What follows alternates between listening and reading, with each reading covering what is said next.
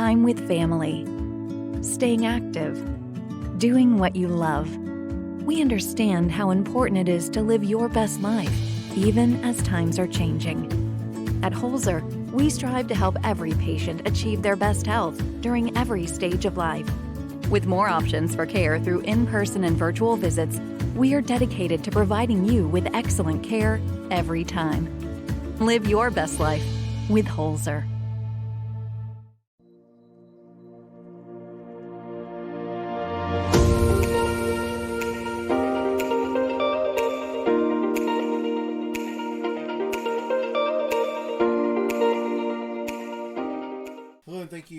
Hello and thank you for tuning into this week's episode of Talk of the Town. I'm Josh Wellington, the Executive Director of the Gay County Chamber of Commerce, and it's my pleasure to welcome to the Talk of the Town, which is brought to you by Holzer Health System, Staff Sergeant Nathan Abernathy, Station Commander from the U.S. Army Recruiting Station here in Gallipolis. Sir, thank you for joining us. Hey, thanks for having me, Josh.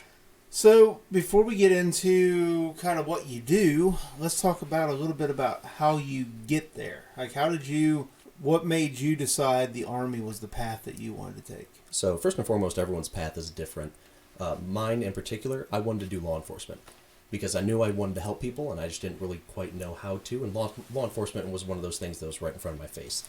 Here's how I can give back directly to the community and what's the path for me to get there. So I decided on military first and foremost, and I used like an occupational enhancement to link military to law enforcement. So I decided, well, I'll do military police in the Army because there's that direct correlation and it's skills that I can take from the Army and apply it to the civilian law enforcement sector.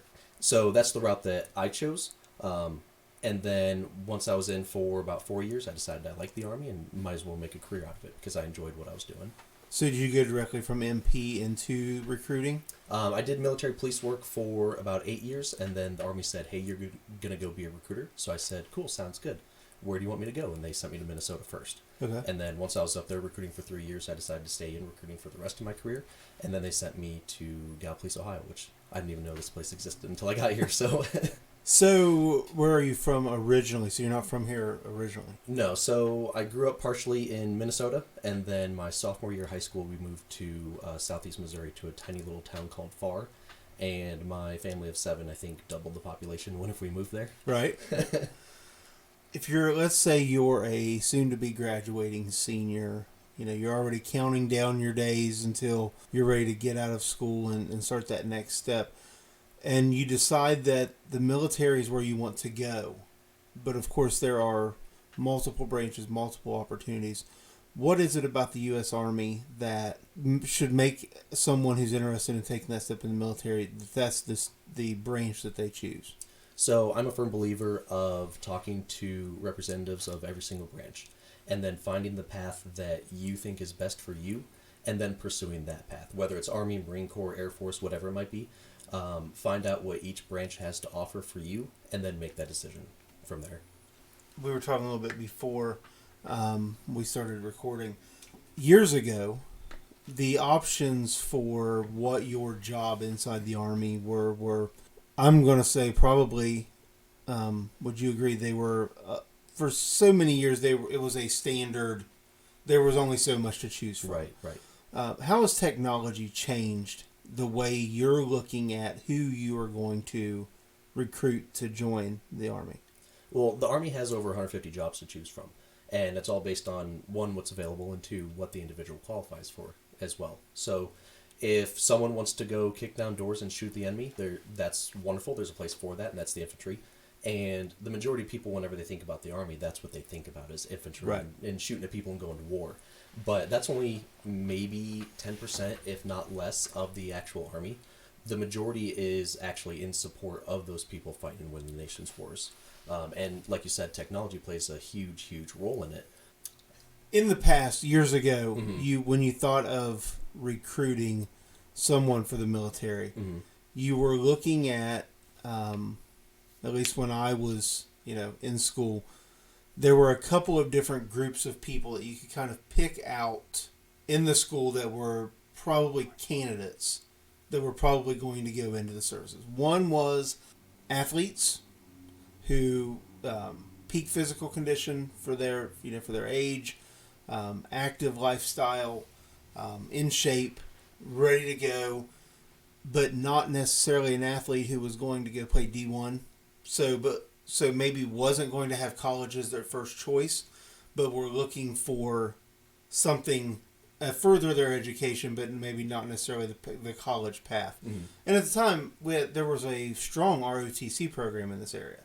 So you had that. But then you also had, I think, people who were just looking for a little bit of direction or maybe some support. Maybe didn't come from... They didn't have a strong support system growing up. And they needed that, what they would get from the military, if that makes sense. They needed that structure, right, so to speak. So those were what you were seeing before, and that's kind of, when you would see a recruiter come in to the school during lunch or whatever, those were the kind of the two groups that you saw them focused on. I feel like now with technology, maybe you're looking at kids who are doing well in computer science programs and things of that nature, to maybe expand that. Mm-hmm. So, I mean, whenever it comes to, I'm not going to say like I target, different groups of people or anything like that. Anyone who has information, I mean, there's odds are, regardless of what their hobbies are, what they like to do, there's going to be a place for them. So your athletes are probably going to tend to lean towards like your combat arms, like infantry and combat engineer and things like that. To whereas the person studying computer science is going to lean more towards the more technical fields like your IT support and things like that. And then exactly like you said, as far as like that structure and what you're leaning towards, the first thing that popped in my mind was brotherhood. And that's literally what the Army is. Obviously, we're men and women, but right. The Army as a whole, you have these creeds and values and everything that you have to live by, and you have people of different backgrounds and creeds and faiths and whatever, and you say, hey, here are your rules, and we all kind of start to think in a similar way. And whenever you have people from all these different backgrounds and creeds and faiths, and you set them on one direct path and say, here's your mission accomplishment, or here's your mission, go ahead and accomplish it, what you can achieve is literally unlimited, because you have all these different backgrounds and different people with different ways of accomplishing things, and what you can accomplish is really, really amazing.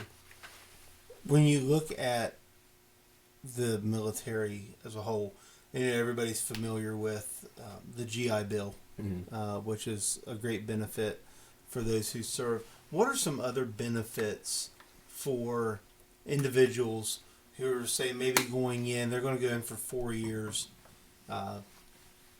maybe do 8 years, but then are looking to advance in a career in civilian life.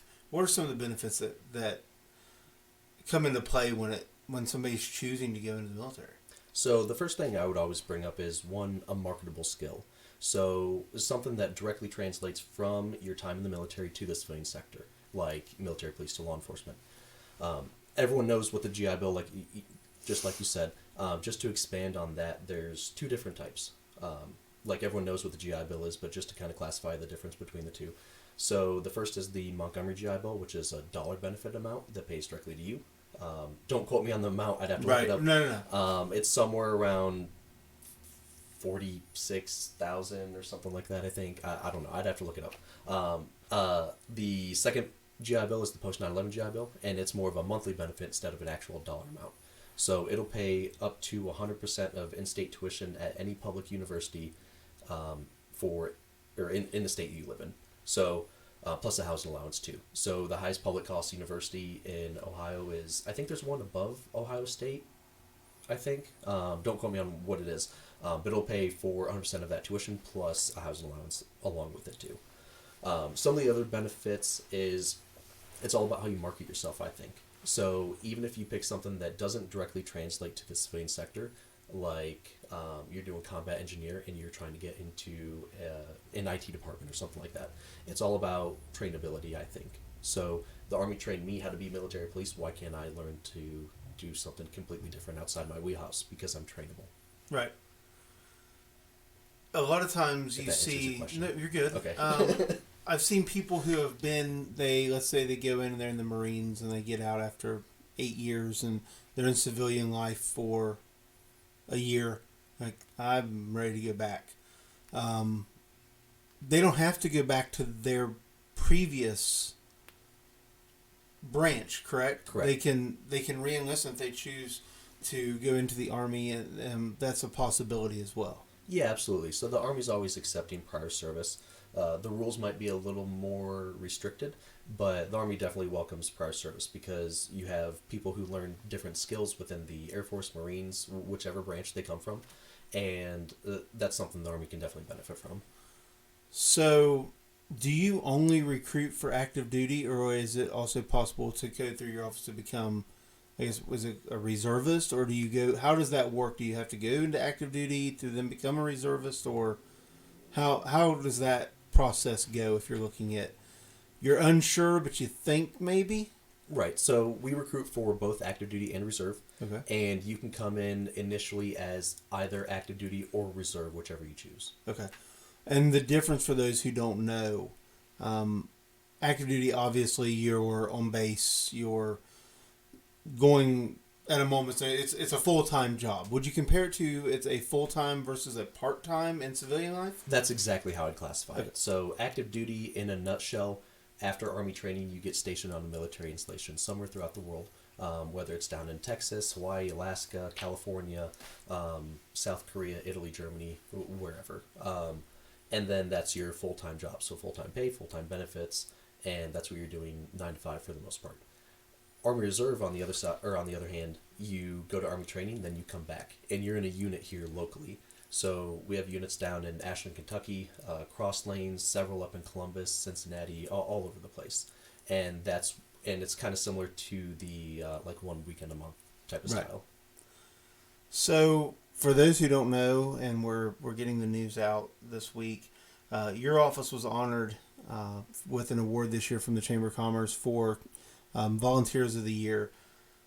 Yourself and your compadre Austin in the office there, you guys put in countless hours helping us with our River Recreation Festival, and we see you guys out at different events and really, not just there to get the word out, but about what you're doing and to get people, but also just to help the community.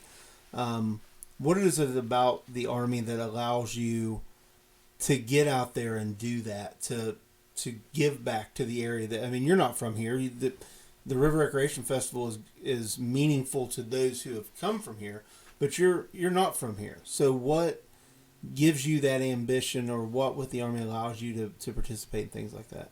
So I think it boils down to responsibility. So as a member of the community, I feel like it's my responsibility to give back in some way other than just what I do for the individual applicants themselves of, you want to join the Army, so let's do the paperwork and get you in the Army, so on and so forth. To me, it's way more than that. So how can I give back to the community? How can I leave the community better than what it was whenever I came here? How can I leave it better than, by the time I leave? At this point in time, our world is ever changing from domestic to overseas. Does that play a part or have any impact on what you do, recruiting new members, where they say, during peacetime, it's got to be easier to recruit than when things are a little bit shaky on multiple fronts? I think the people that are going to join are going to, regardless of what's going on here at home or overseas. If you had the opportunity to just tell one thing to an individual who was facing the decision of what to do next, whether it's college, is it military, is it become an entrepreneur, is it go to work for someone else locally and kind of take a gap year and figure it out,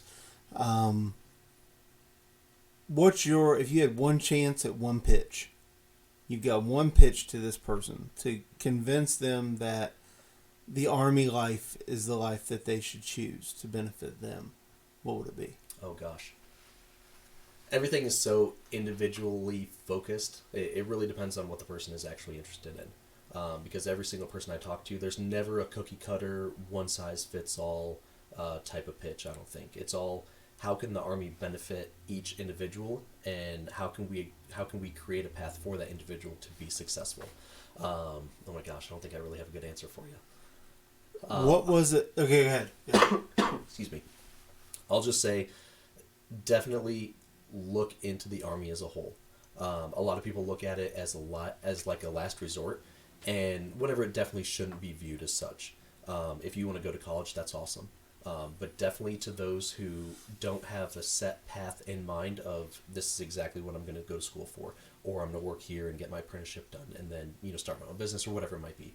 If you don't have a path, definitely look at it, because it can create a path for you and actually set you on the path to success as a whole. Might not be the answer you're looking for. No. I mentioned earlier there used to be a very strong ROTC program at Rio Grande. Mm-hmm. Are ROTCs kind of a thing of the past, or are they still around, just not necessarily here?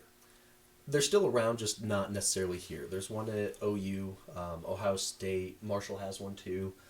I think it's a lack of education, because everyone knows about Pell Grants and everyone knows about this scholarship and that scholarship and whatever it might be, but it might not necessarily be in the forefront of our minds of ROTC is a good way to pay for school too, which might be part of the issue.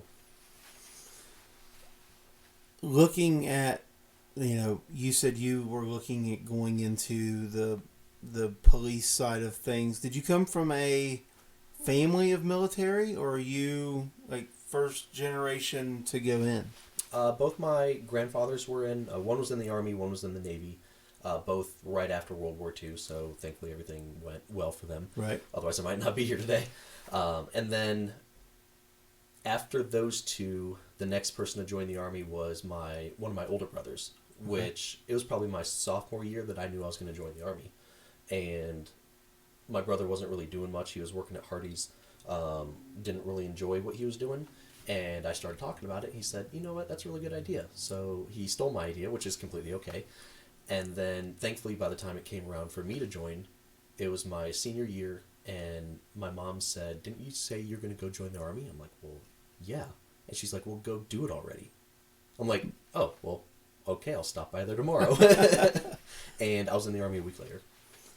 What's one thing that you personally have gained that sticks out above all everything? I mean, obviously there's achievements along the way, whether it's promotions or things, but what's one thing that stands out for you that you've gained from being in the Army?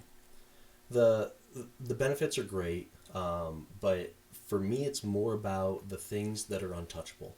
And definitely the first one that pops in my mind is adaptability. So regardless of whatever the situation is, it's figure out a solution and adapt accordingly to still accomplish what you need to accomplish. And I can apply that at work, I can apply it in my personal life and my personal goals, regardless. That's definitely one of the biggest things I've taken away, and definitely one of the big things that I try to communicate to people during the process as well. Have you noticed anything? So you've been in how many years?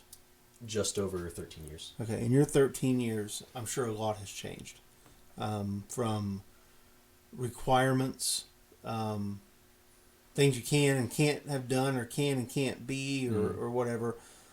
What are anything that you can think of that maybe people don't know? Like, well, I've got this tattoo on my lower arm, or I've got this in my background, so I'm not even going to go talk to them because I'm not going to be able to go. Have things like that changed over the years, or? Rules are constantly changing. Whether it's a requirement to actually join, or whether it's a requirement to stay in the Army, whatever it might be, rules are always changing. My recommendation would be just to reach out in general, and then, because we have the most up-to-date information on all the requirements, and then that way we can actually make a decision or make a determination for that individual of, yes, your tattoo is going to prevent you from getting in on your hand or whatever it might be, or disqualified for whatever law violation reason. So we talked about a little bit about how the jobs have changed technology wise. You've been in 13 years. Where do you see the Army in, let's say, the next 7? By the time you hit your 20-year mark, how do you think things have maybe changed between now and then? Hopefully for the better. I'm a firm believer that I'm going to leave the organization in a better place than what it was whenever I got there. And a lot of people have the same mindset too. Hopefully find enough for me to retire and Right. hang up my hat. Because, I mean, by that point, I'll be looking to retire anyways. Hopefully I can look back and say, first of all, I accomplished everything that I could accomplish. And second, whatever organization I'm in is better than what it was whenever I got there. And three, I've trained people in a way that I'm comfortable leaving the reins in their hands. You touched on something there, the retirement side. So, is it 20 years is considered a full retirement in the Army? Yeah, so 20 years. The reserve side works a little differently. Right. But after there's two retirement systems. Do you care about the difference between the two, or? I mean, yeah. Let's touch on it because I think that is something. If I'm 18 years old and I say, look, I'm 18. I can retire at 38 years old. I've got a whole nother time of career that I can take what I've learned. Realistically, in a perfect world, my experience and my status as a retired military person, a veteran, is now putting me at the top of some lists because of not only my veteran status, but also the things I've learned, the things I've seen, things I've done.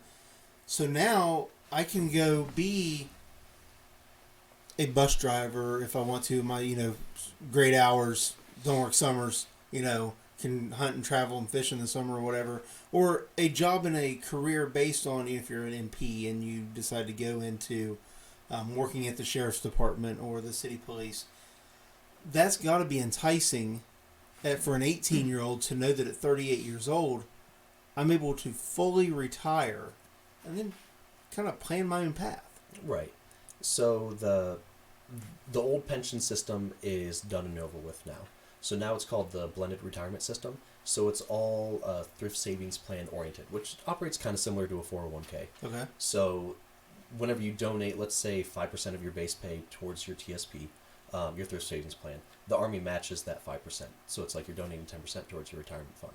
And then you get to play with, however in depth you want to go, all the different funds and how your funds are actually allocated. How risky, how... Exactly. Yeah. Based on whether this is an international fund or this Fortune 500 company fund.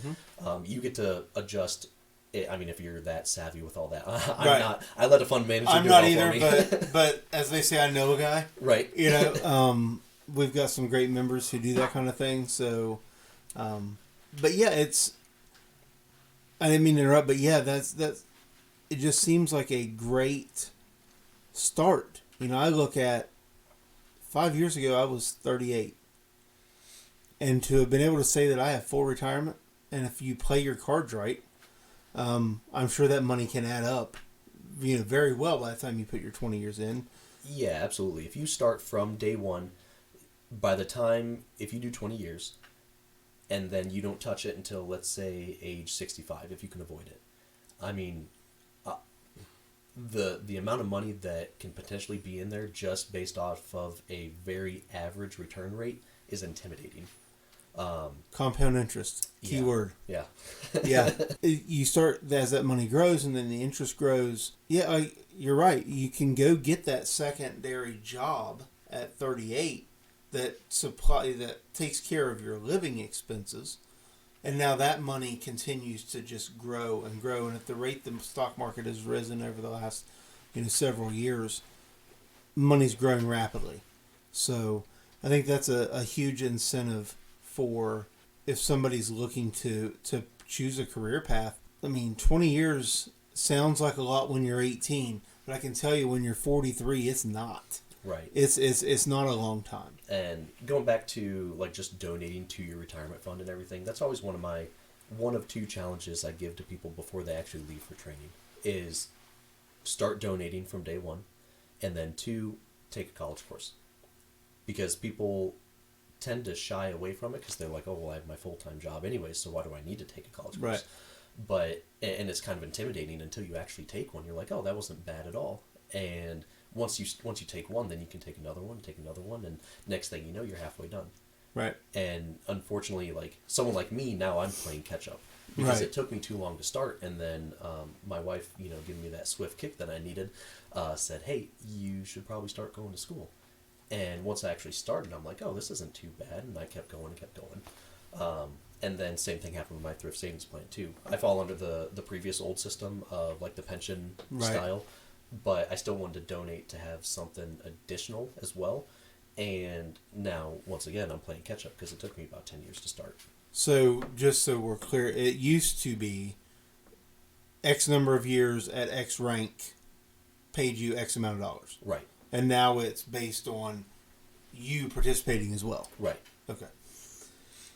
If, kind of wrapping through, if someone is interested in joining, where can they find you? What's the process? What do they need to do maybe on the end at school? Or do they come directly to you and then go from there? Honestly, the easiest way is probably just to reach out to us, whether it's on Facebook or by phone or just stopping by the office, whichever might be which. Our office is located at 5 Ohio River Plaza in Galplis, right next to Rural King. Okay. Or you can reach us by phone. You can search us on Google, whatever you need to. And I would just recommend reaching out, even if it's just some random question that you can't find the answer to online. And I'll always recommend sticking to a credible source. Like Reddit's a good place for a lot of good information, but it might not be the most credible source depending on what you're looking for. Yes. So if you are kind of at that crossroad, or you know someone who is, I don't know that we have a huge young demographic listening to the podcast, but if your kid, your grandchild, is kind of facing that decision of where are they going to go or what are they going to do next, the Army may be the choice that fits them best. So definitely reach out, like you said, right next to Rural King. Go press the button on the silver box that says U.S. Army, and I promise someone will come see you. Give them a call. What's the number again to reach you at the office? My office number is 740-446-3343. And if no one answers, then it forwards to my cell, or you can just call my cell anyways, which is 740-208-8705. Nathan, appreciate you coming in. It went by quick. It did. It did. Next week, I would tell you who my guest is going to be, but I'm going to keep it under wraps. We're going to record a couple next week to get us through the holiday season, to make sure that you guys have an episode out there and available. So we're still working to reschedule the John G. Museum to come in. They were scheduled for last week and some things came up. So in the meantime, thanks for listening, and we'll see you next week.